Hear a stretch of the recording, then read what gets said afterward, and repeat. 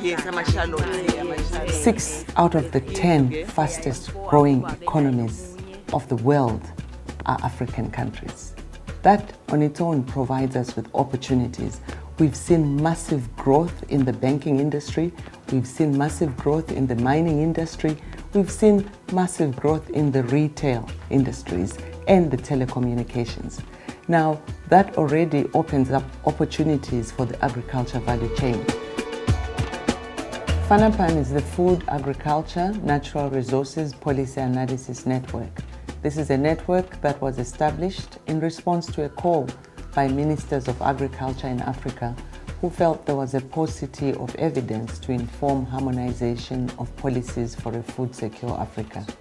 We work with universities, we work with farmer organizations, we work with governments, and we work with the private sector. And the whole idea is to establish platforms for dialogue that will enable research that is generated by African researchers in partnership with global partners to provide evidence that will feed into policy processes that will ensure that our policies are evidence-based.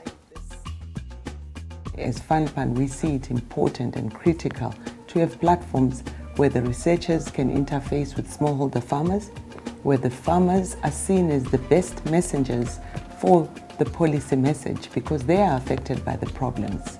The private sector is another key constituency that needs this evidence. And then collectively, we can then accompany the policy development agenda for food security development.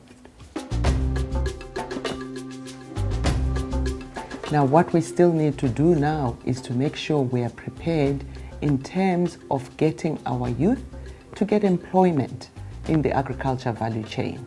That's where we have not done well. The prediction is that currently Africa is the most youthful continent, and that's a demographic dividend that African policymakers should be riding on. And where does it start? It starts with education. The agenda for Africa now is modernization of Africa's agriculture. The missing puzzle has been the evidence, the scientific knowledge for improving the traditional farming and modernizing it. So if we have the smallholder farmer, if we bring in the researchers, and if we bring in private sector and the policymaker, they all have a common goal. And the common goal is to have more money in the pockets of the farmers, more money in the pockets of the business community, and well-fed families for the women particularly.